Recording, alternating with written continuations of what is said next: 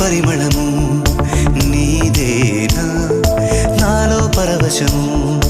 నిజమేనా బొండు మల్లి పువ్వు కన్నా తేలికగు నీ సోకు రెండు కళ్ళు మూసుకున్నా లాగు మరి నీ వైపు సొగసును చూసి పాడగాయలా కనులకు మాట రాదుగా అలా వింతల్లోనూ కొత్త వింత నువ్వేనా ఆ అందం అంటే అచ్చంగాను నువ్వే